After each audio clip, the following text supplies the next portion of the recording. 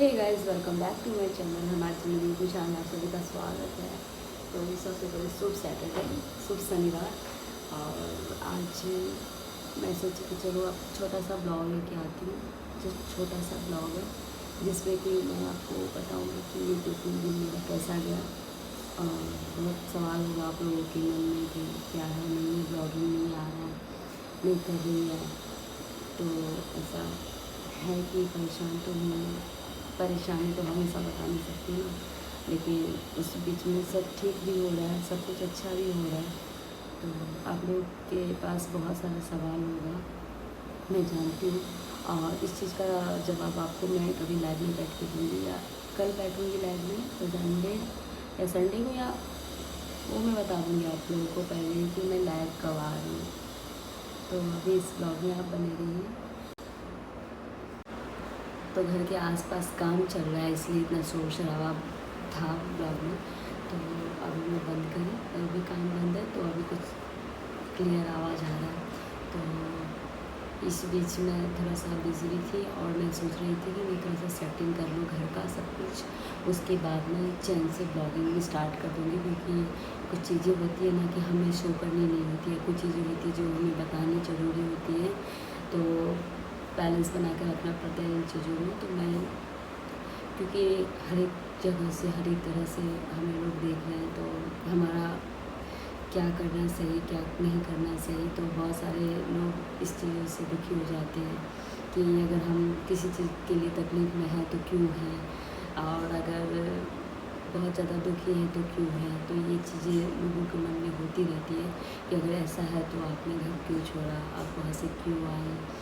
तो ये सब का जवाब आप लोग को धीरे धीरे मिलेगा।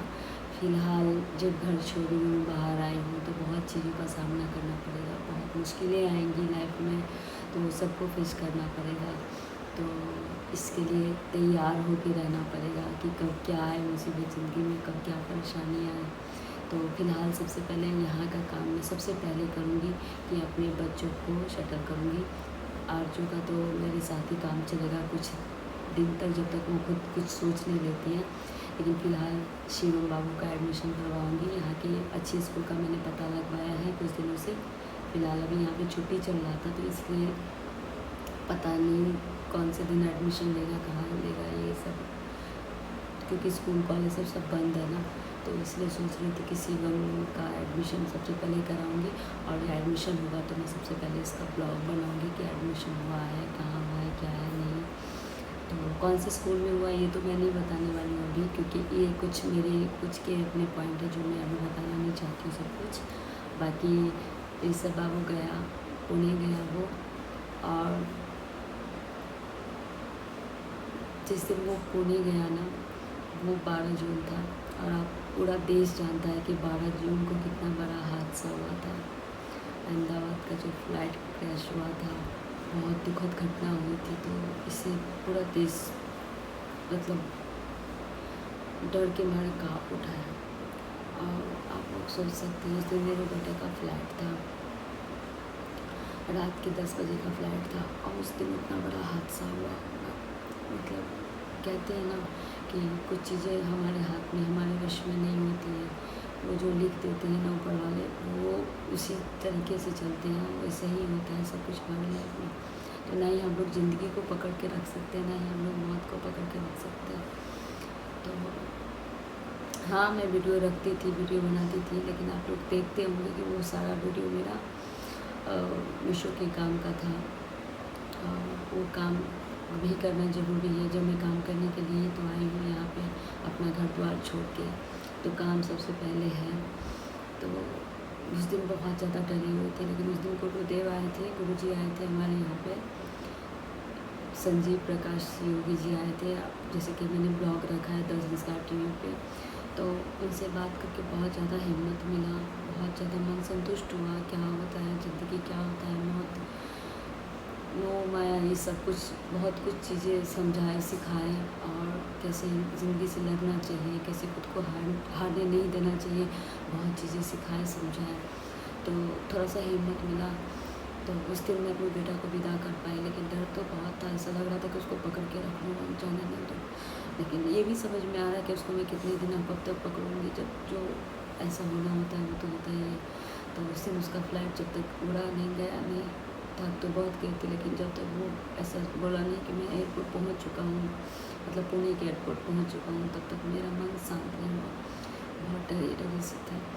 तो होता है कि जब वो पहुँच गया तो उसे हिम्मत लगा, लेकिन जो प्लेन क्रैश हुआ उससे सबका मतलब रूह काँप गई होगी वो हादसा देख के। और आजकल न्यूज़ चैनल पे तो पल पल की खबरें बताती है, तो वो सब जो देखते हैं ना, इंस्टाग्राम खोलते हैं तो बहुत ज़्यादा डर लगता है कि क्यों ना हम अपने सारे बच्चों को अपने पास में रखें, किसी को कहीं जाने ही ना देना, कमाने देना, पढ़ने लिखने देना, कुछ करने देना।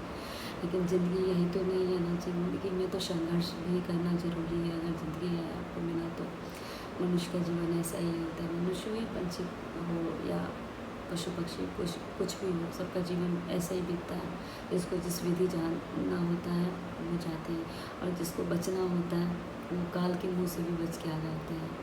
तो यही सब है जो अभी मैं फ़िलहाल यही सब बता सकती हूँ कि ये 2-3 दिन मेरा कुछ परेशानी वाला गुजरा, लेकिन कोई बात नहीं, बच्चा अच्छे से घर पहुँच गया। वो आराम से, जैसे उसको मतलब कोई दिक्कत नहीं आई घर पहुँचने में, तो उससे मन शांत भी है कि भगवान सब ठीक करेंगे, आगे भी ठीक करेंगे। प्रार्थना करूँगी कि जो भी अपने परिवार को खोया है, अपने परिवार का बच्चा है, अपने परिवार के सदस्य को खोया है, भगवान उसके आत्मा को शांति दे, हिम्मत दे इस दुख से लड़ने का। तो चलिए, ये ब्लॉग मैं ज़्यादा नहीं बोल पाऊँगी, ये ब्लॉग में यहीं तक रहेगा। आगे मिलती हूँ किसी अच्छे से टॉपिक के साथ। ब्लॉग बनाती रहूँगी, कोशिश करूँगी बनाने का, लेकिन ब्लॉग बनाने का हिम्मत नहीं बन पाता है हमेशा। ऐसा लगता है कि क्या ही ऐसे, जब खुश रहूँगी, खुशी का दिन आएगा तो ब्लॉग बनाऊँगी अच्छे, लेकिन ऐसा नहीं हो पाता है ना। अगर हम आपके साथ दुख बाँट सुख मतलब खुशी बाँट सकते हैं तो दुख भी बाँट सकते हैं ना। तो इसलिए मैं सोची कि चलो मैं थोड़ा सा अपना मन हल्का कर लूँ और आप लोग के सामने ये ब्लॉग मतलब मन था लाने का। तो ऐसा आप लोग, मैं लाइव आऊँगी तो आप लोगों से ढेर सारी बातें करूँगी, जबकि कुछ बातें अपनी होती है रखने की तो वो भी रखूँगी। जो आप लोग का मैसेज ले पाऊँगी मैं उसका भी सवाल का जवाब दूँगी। तो तब तक आप लोग अच्छे से रहिए, स्वस्थ रहिए, खुश रहिए। जय माता।